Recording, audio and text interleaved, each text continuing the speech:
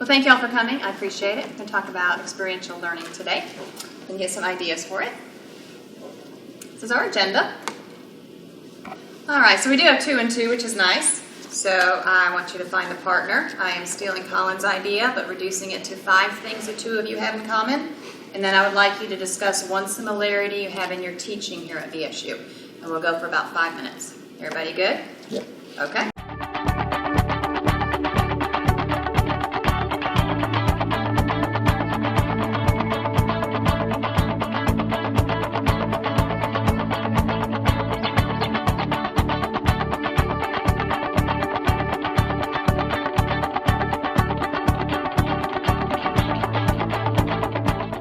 Did you all come up with your similarities as well? Mm-hmm. And your one related to pedagogy?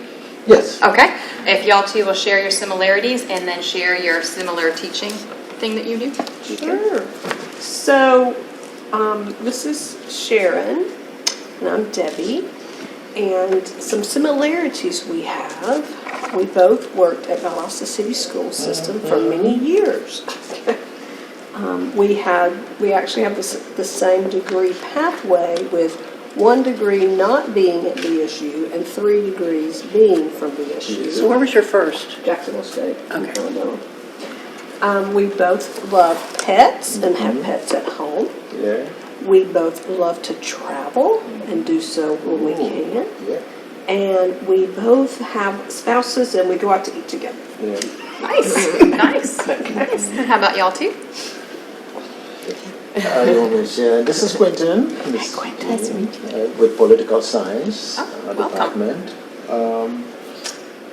We have 5 things in common. As we have a son, and we love to travel. Mm-hmm. We both visited or been in Maryland. Okay.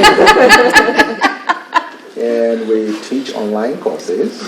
And the last one, We like food. Like food. We have some things in Yeah, common. we all have things in common. yeah. And your pedagogy similarity? Pedagogy, since it teaches only online, we use a lot of discussions and case studies. Oh, case studies. Nice. Okay. Okay. Now, our pedagogy similarity was increasing student engagement in the class. Interesting stuff. Thank y'all. Oh, if you don't know, so I teach in the College of Education Human Services here, and I teach teachers how to teach students who are deaf or hard of hearing. So that's what I do. So some benefits of the approach of experiential learning. It's one way to support VSU's strategic plan. We can provide experiential learning opportunities for students, and that does have an evidence base. That leads to deeper learning on the student's part. You can provide evidence of experiential learning when you have to do your annual report.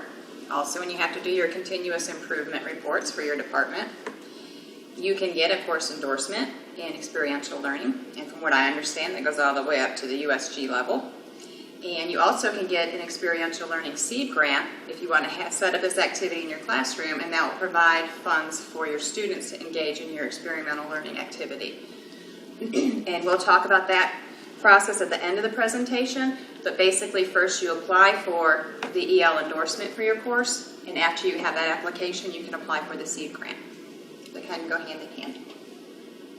There are 3 categories of focus for experiential learning here. This is all related to undergrad classes. Okay, the first one is the undergrad students are doing research or having some kind of creative inquiry. The second focus is global citizenship. We had a great presentation on that one yesterday. Professor explaining how she incorporated this into her Arabic and French classes. The third category is leadership or community engagement. Now, when you're applying one of these activities, you only need to pick one goal. You don't need to cover all 3. Okay, so if you are thinking about, at the end, applying for EL endorsement for one of your courses, remember you only have to focus on one of these. Okay? I would like you all, and if you want to work in your pairs or if you want to work in a quad, since there are 4 of us, I want you to brainstorm possible activities or big ideas that maybe you focus on or maybe you've been thinking about for your courses.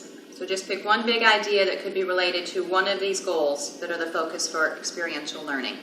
And we'll do about a 5 or 10 minute brainstorm. I do have materials over here if you want to document your thoughts. So we do have the whiteboards, or we do have chart paper. Also, you might want to think about keeping your ideas for the future. You know, as you're having the brainstorming activity right now, maybe think about a way to document your ideas for, you know, turning them into something bigger in the future.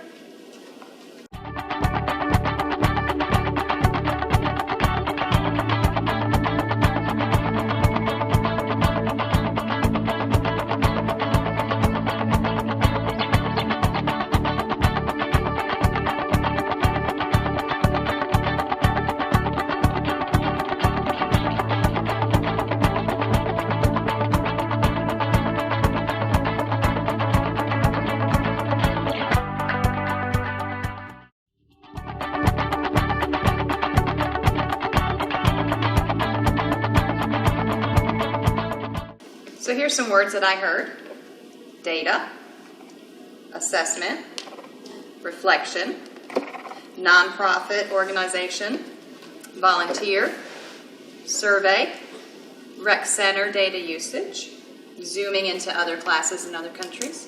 Great ideas. I'm going to give you some more information, and then you're going to think about your ideas a little more in depth. Okay? So VSU, when we're talking about experiential learning, we're talking about a process or a cycle. It's not 1, 2, 3, 4 done. Okay, it's a process. Typically, students are going to start with some type of concrete experience, like many of the ideas that you all chatted about right now when you were brainstorming.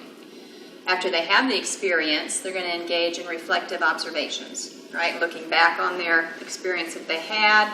I will show you some prompts that you could use with the students' reflective observations. After that activity, they're going to take those observations and think about an abstract conceptualization. So they're building off of that first concrete experience. They're thinking about it, reflecting, coming up with new ideas, and that's part of the abstract conceptualization. Okay? And then they're going to take those ideas and go into active experimentation. So have another type of refined activity that started from their concrete experience. Okay, and I will give you more details on these 4 parts of the cycle.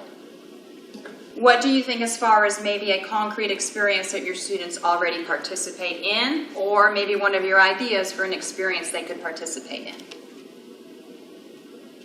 Well, in the experience that Sharon shared, the experience of that data collection or analyzing public location for meeting the laws for disability access. Yeah, it's evaluating the accessibility of a public building. And I'm always grateful when they go to Odom and tell me there's not any issues. Okay. Because they're using the ADA checklist. So they're selecting a location, they're evaluating it for ADA compliance. Right, exactly. Okay. And what do they do after that? Then they write a reflection paper. What did I learn? How did it change my thinking? Mm-hmm. Give me possible solutions. And do they do anything after that step? They get a grade. They get a grade. Okay. Okay. All right. And students have told me, because this is their final project, is their final. Mm-hmm. They wish that we had time to talk about it in class. And we don't. It's their final. It's not even due until final. Is it possible to move it up?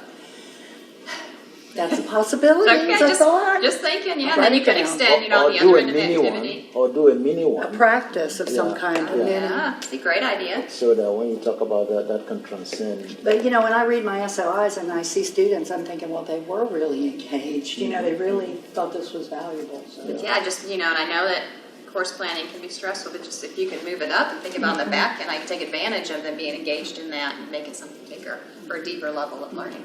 Yeah.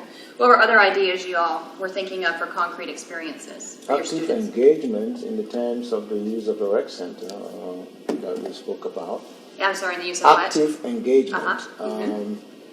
They go there and they're engaged in the usage of the facility or interactions and maybe learning from workout or from speaking with the colleagues over there. Yeah, absolutely. At the rec That's center. something concrete they were experiencing. Okay, great. Do y'all have other ideas? I will ask the students to participate in some volunteering activities in the communities because in public administration we have non-profit management concentrations. So I will ask the students to become volunteers to provide some services for the local communities. so collaborating with some local nonprofit organizations, and then they will similarly write a reflection report about that activities to learn some learning by doing, to know more about the knowledge in the textbook about nonprofit organizations. Is this something that you already do in your courses? Or is it something you're thinking about? Not yet. I'm Okay. thinking about it. So have the experience come back and do a reflection? Yeah. Yeah, nice. And I think we talked about the same thing, either going to England for that experience or getting the kids out in the schools That's in different parts. Did you talk about specifics to that related to that experience? Like kind of the purpose or the reasoning for the England trip? Really just to understand education in other places and how it is different and how you can do things differently and the expectations or really the similarities and so, yeah. Did you think of that related to kind of the global citizenship? Mhm, yeah. Okay. That's what I was thinking. And I know, Eugene, you mentioned the colleague doing the students here jumping online into classes in China. You had mentioned, do you feel like that would fall under global Yes, the global system, yeah. exchanging cultures? Yes, just to see how they teach and how they teach over here, and there's interaction between the two groups of students. Yeah. Do you know if your colleague has students a reflection on that experience? I don't know much about Okay. it, but I would suspect that there's a culminating assignment to that. Sure, absolutely. Here are some different ideas for concrete experiences, not an exhaustive list. Students might engage in watching a demonstration. They might engage in some type of simulation. I know here we have the virtual reality lab over in the library with Bobby Tigner. They might engage some type of field work. They might do observations of a specific thing. Like you had mentioned, the nonprofits. They might go there, observe, participate, volunteer. Do you all have any questions about the concrete experience? All right, reflective observations. I mentioned earlier that these would likely include prompts that you would give to the students. So what are some prompts when you're thinking about your concrete experience we just chatted about? What are some prompts as far as reflection that you think could be asked of the students? You have to provide, if you're asking them to write, in my experience, a reflection paper, you've got to give them some guide. What are you talking about? What do you want from me? So they're given pretty specific guidelines. And I think I've already said them. One of them, what did you learn? I'd love for them to tell me how it changed their thinking. Yeah, because usually students like to reflect with a summary. Well, I don't want a summary. They want to summarize what they did versus reflect on impact, whether it's impact on What was positive, right, what that's was right, negative. right, and What what went well, what solutions didn't did you go provide? well, what's the problem, what's the solution, what's the cause, what's the effect. I think you're taking my whole list away. Oh, sorry. Whole list. Pow, pow, pow, pow, pow. We call those text Great. structures description, enumeration, cause and effect, problem solution. It's really, it's not a summary, and that's what they want to usually go to. They want to summarize what they did. I think both of those are great points. They don't know what to address. And Dr. Payne had a fantastic list of possible reflective prompts. Eugene, in your idea, can you think of maybe any questions you might ask students to reflect upon? Well, since it's going to be a survey, data collection and things, I think they would analyze the data and tell us what they find, and based on that, then we can say, okay, what's the next action? Do you think maybe they should make predictions first? Because that would be interesting. Yes. So if they have the research questions and you say, okay, what Great percentage X, Y, Z do you Exactly. think have the experience, and then compare, right? Perfectly. You thought this. When you went, ooh, you found this. So that would be That would interesting be if good. they made some Make predictions. a prediction ahead of time. before they do that. That's a good idea, yes. Yes. Did you have any questions that you thought about for your students to reflect upon? I will ask them to try their best to improve their critical thinking, to critically think about the content and the theories or the concept in the textbooks and other readings after they completed their concrete experience. Do you have any ideas that are different from the content in the textbook or the readings, and how you justify your standpoints and perspectives? Yeah. So comparing what they learned from the book Yeah. to their experience and reflecting on maybe what they expected, what really didn't match up. Yes, Those that's types of right. things. Okay, nice. All right. Here are just a few, but I really want to have to get in collect Dr. Payne's list there. Asking students, what was most important from this experience? Now that you've had this experience, what might you do differently?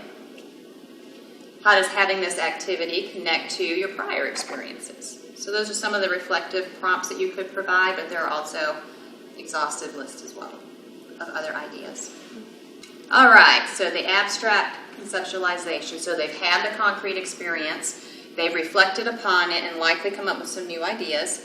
So here, what are some ideas that you all might think the students would move from reflective observations into thinking and modifying the experience that they had? So if you put that in the context of your ideas you had for experiential learning, how do you think the students might move from their reflective observations to the conceptualization of this more abstract idea? That's a big one. I think It's a big one. I do think it has to be guided questions. I think that if you provided some guided questions from their reflection or the reflections that they provide, that would help them move into conceptualizing what it is they want to see, what it is they want to change, what it is they want to experience, what it is they want to provide, to promote.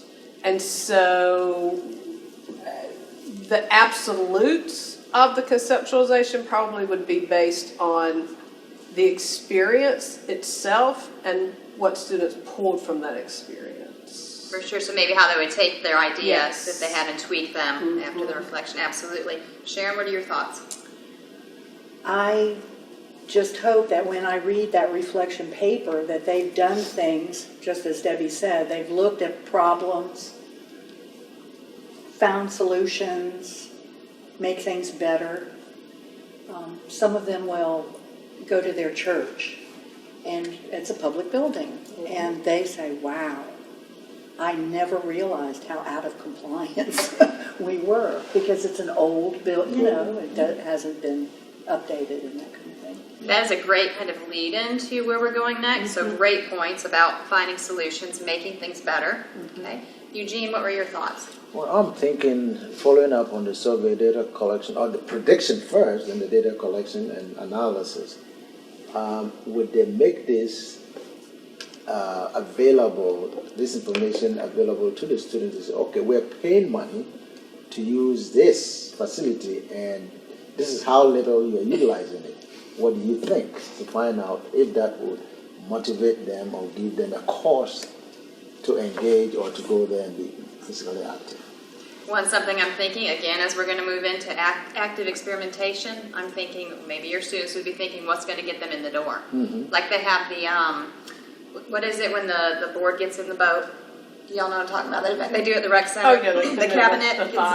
Yeah, so something like that. Yeah. I don't guess you Sink drown Sink the them. cabinet, that's what it is. I've never I guess been. you drown them. I guess you Yeah, but something like that, is that going to increase attendance? Like, using the rec center, using the money students are already paying, like would that motivate them to go more? Or, better intramural sports, like maybe they don't like what they have right now, like maybe water polo. Yeah, and Have I that in could high see school. that. I could see that where the abstract conceptualization would really use data that they're collecting to determine where to move to. Yeah, and I would say data with higher order thinking skills. Yeah. What are you thinking as far as the abstract conceptualization? Yes, I agree that using data is very important for this part, and I will ask the students to use their data and their experience and their reflective observations to redefine something, like redefine a concept in readings, or provide their own perspectives on the theory in the textbooks, and to reconceptualize something in the textbook. How do you think they would move from that to an active experimentation? If they're in the nonprofit, they're volunteering, serving, they have reflections, maybe come up with new ideas, what do you think maybe they would do next? I think they can, provide more constructive suggestions for nonprofit organizations. That's what I was thinking as well. Nice. That, yeah, based on their experience, they could politely and kindly maybe provide some suggestions for improvement, right, for the nonprofit. Okay? So making connections between their experience they had, their reflection, and maybe a new experience. Thinking about how the experiences can be useful in the future and what they might do with that, like feedback to a nonprofit, for example, or maybe new activities at the rec center to get more students in. They also could make concept maps, which might lead them to new discoveries, right? Things they want to try out in the future. So those are just limited ideas there as far as the abstract conceptualization. Are y'all good? Okay. All right, that last part here in the cycle, as we're talking about it. So we've talked about their concrete experiences your students might have. We've talked about their reflections, maybe some new ideas they might have. So think about how you might take the concrete experience you provide for the students and how might they get around to having a new experience. How might the first and their reflection and their conceptualization of it lead to some type of new experience? What do you all think? Well, when I'm talking about evaluating the accessibility, what I read a lot in their reflection papers is how they will never look at a building the same again. Mm-hmm. I never realized how many rules there were and, that kind of thing. So, I mean, they're making that connection that just because they did this one building and then they walk into another one, they're still looking. Where are the ramps? Where are the water fountains? And you mentioned, maybe they go back to their church. You're like, oh, wow, there's a lot of barriers to accessibility here. So how might that lead them to active experimentation? They can offer to volunteer and help. And fix the things, right, that are exactly. needed, right? Okay. Other ideas? I think on value. After they make all the analysis and predictions and make the information available, value is what I'm coming up with, that they should value the amount of money that they spend in a semester and value that place that have been put is to help them stay physically active and to be able to continue with their learning, academic work. Those are the kind of things that I will be thinking about in terms of value. I'm kind of thinking just right now related to your idea, maybe the students are going to take those data back to their peers and be like, hey, maybe we either need to participate a lot more. What activities would you like to have so you would increase your participation? Yeah. Or maybe it's a discussion about we pay too much if we're not using it. But maybe it would lead to something like that, surveying their peers to make some changes. What did you think? For me, I think that after the previous stages, I think the students can learn more about and think about how to not only for volunteering, not only for themselves, but also how to educate others to participate in volunteering activities. That's an excellent make point. Contributions to the local community. Excellent point about educating others, true. And just in like the church scenario, educating others for better change. Right? Those are great ideas. So in this stage, maybe instructors and students together, maybe students themselves are creating a new experience, right, based on their previous experiences and reflections. Maybe they're going to engage in some case studies. Right? Maybe they'll do some role playing. Maybe they'll go back and do field work, but it's going to be different than the first time. Maybe they'll engage in simulations again, but with a difference. But the point is to take these parts in experiential learning, and you're going to end up with a new and better experience and deeper student learning. That's the whole goal. Do y'all have any questions or comments? Okay. So I will give you an example of how I use experiential learning in one of my courses. The students in my reading course, they give 3 reading assessments to a student. The student can be any deaf or hard of hearing student in K through 12. Doesn't matter if the student uses spoken English or sign language. They have to get my students give 3 assessments. And another way that assessment is built in is they will go down to develop and deliver lesson plans. And each of those lesson plans has to have a pre-test, post-test. Okay. After they deliver 4 lesson plans. After they deliver their first one, they have to do a reflection with prompts that I provide, and they post it on the discussion board. Okay. And then their peers can read their reflection and also gain some feedback from that. After their first reflection, then they're tailoring their second lesson plan, right, and changing it based on their reflection from the first. And in my case, this is a cycle that continues through the 4 lesson plans that they provide. And they're improving every time because they're reflecting. I'm giving them feedback on the discussion board, and their peers are giving them feedback as well. The other way that they're improving is they're looking at their pre-test, post-test data. Okay, was my instruction effective? Well, if Sally only knew 1 out of 5 sight words when I started, and now she knew all 5, yeah, it's a pretty successful lesson. So they're embedding their reflection into every subsequent lesson in this cycle. They're doing their reading projects. When they complete those reading assessments, they have to develop 4 reading-based objectives, and those objectives, of course, go into their lesson plans. I mentioned how the reflections work. Also, at the end of this cycle, when they've delivered all 4 of their lesson plans, they've reflected on all of them, they reflected on their pre-post test data. At the end of the course, they have to do a 10-minute presentation. And it talks about what they did for each lesson plan, what went well, what they would change next time, etc. So they provide the link for that on the discussion board, and peers are responsible for watching a certain number of their other peers and commenting. Okay, so they're experiencing the reading project of their peers as well. This is just one example of a student's reflection with a provided prompt.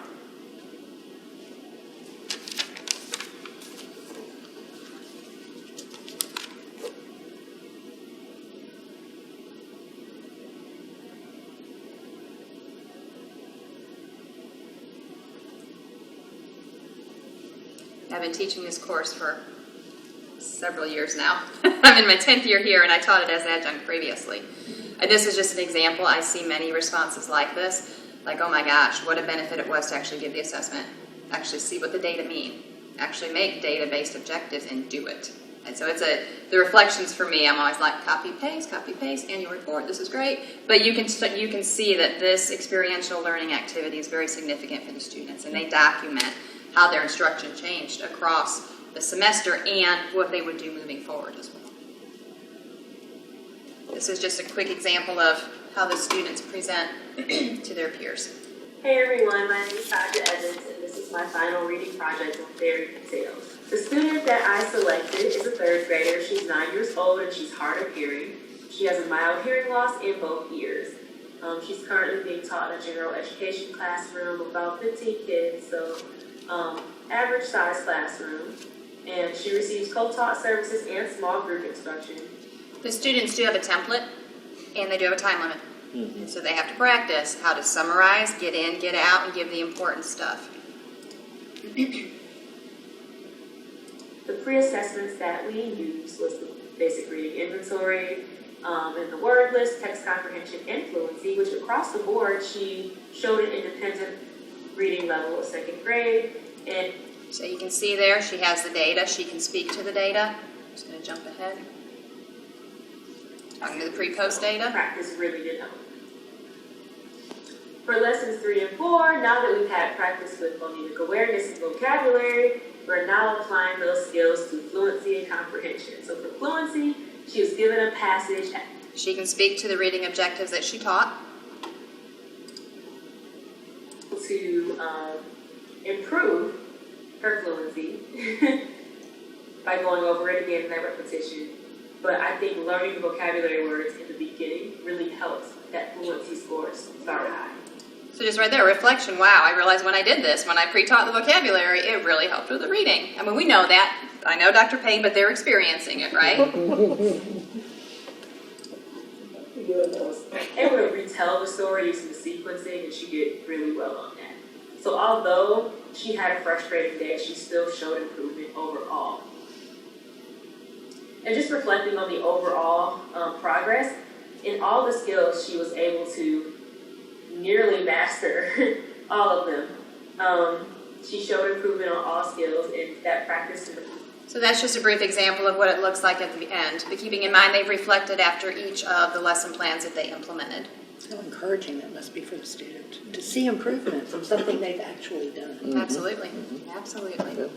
In the previous experiential learning presentation, someone asked about, well, how do you grade the experiential learning activity that your student does in your class? So I just thought I would show you the rubric that I use. And of course, it's aligned to our standards. Students have access to this from the first day of class, so they know exactly what I'm looking for. Again, just an example of the rubric. All right, so now that we've had some great discussion, I want you all to get back in your pairs. You had your brainstormed ideas. I want you to fine-tune them now as you're going through this process. You've started with your concrete idea, your concrete experience for the students to participate in. We've talked about prompts, and you guys gave some great prompts related to reflective observations. We've talked about maybe some ways that the students would add to their conceptualization as they move forward, and maybe how they would tweak their original experience and make it even better.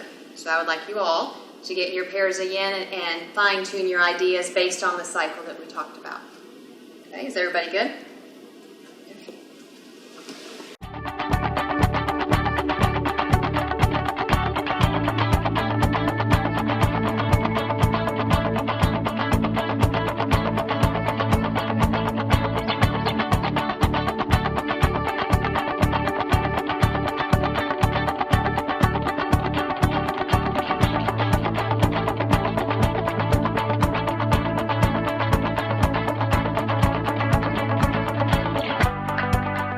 So I'm hearing some really good stuff. Let me just share what I'm eavesdropping on. Right, thinking in steps. Right, thinking about the process in steps. Have them do a step, provide feedback, putting smaller pieces together. Maybe increasing the depth of reflections.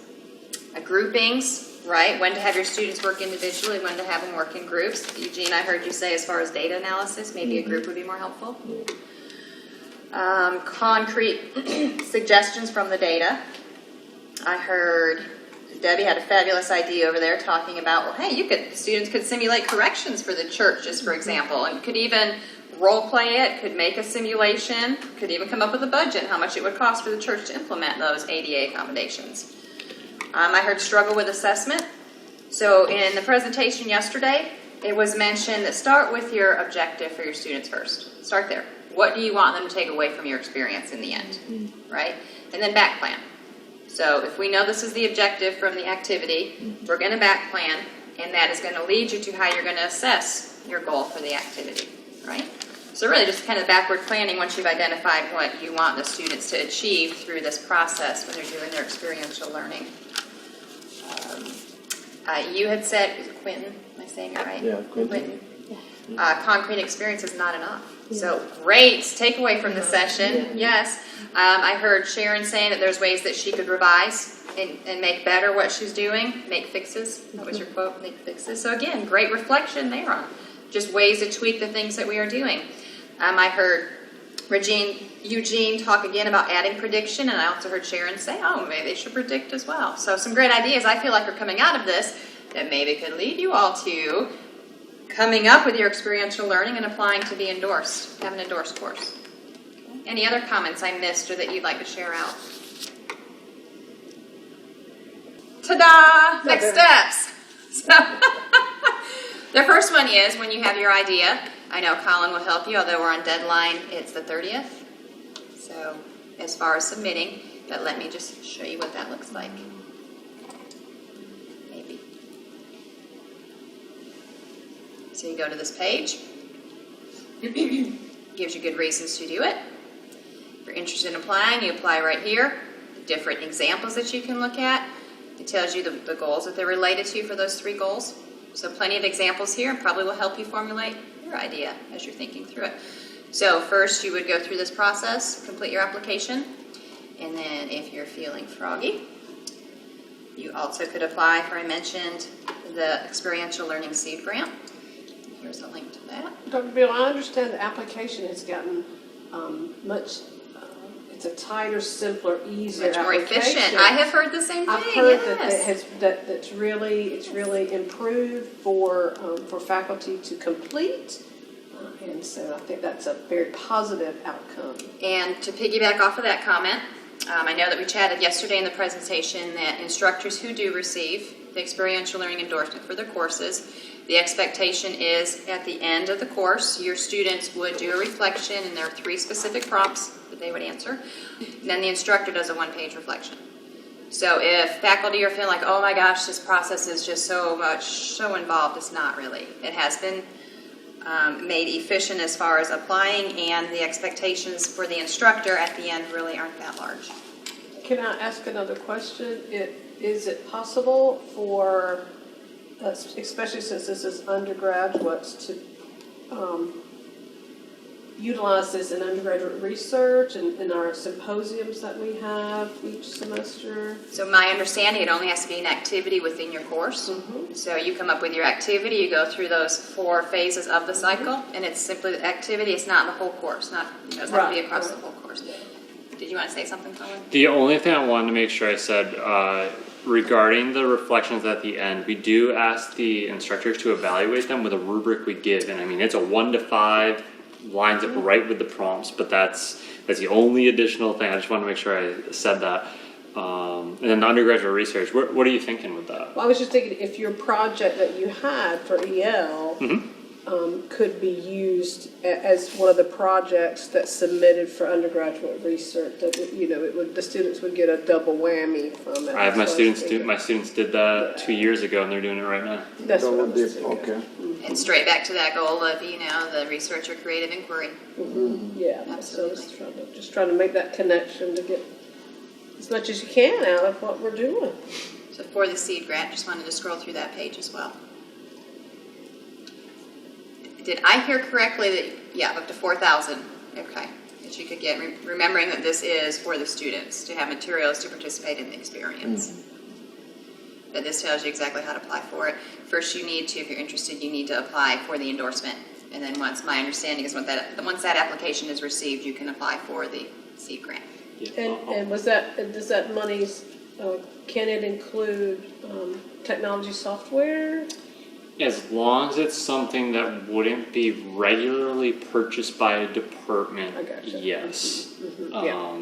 We're It's a plant. Yeah, we're trying to be pretty flexible with this. And she keeps saying with the EL endorsement, basically the way it's going to work is when I see your application come through, I will then email you a link to the seed grant because there's a question that kind of triggers a message to me to send it to you because the problem was we were having people apply for the seed grant without applying for the endorsement, which is why I have to kind of hide the link essentially as best as I can. Does make sense. It does make sense. They go together. So final thoughts, now that you participate in this, any final thoughts or any last minute questions you have? I think it's excellent for students. I think it's why we spend a lot of time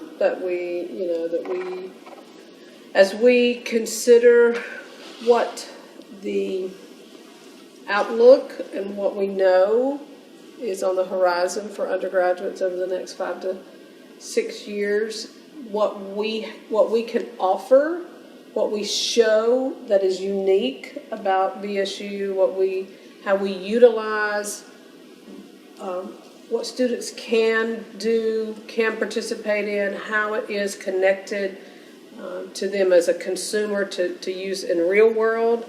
I think it's just to our benefit. I think it can be a strong recruiting tool. I think it can be a strong retention tool. And it's really just getting folks out there to understand that it's not overly complicated and that there's a lot of what you're already doing within a course that could just be tweaked, manipulated to really fit into what EL is trying to do. That's what I was thinking. I'm sure we have a lot of good faculty doing a lot of good things. And yes, if they could take their pieces and maybe expand some of their pieces to fit into this experiential learning cycle. Student engagement. For sure. For sure.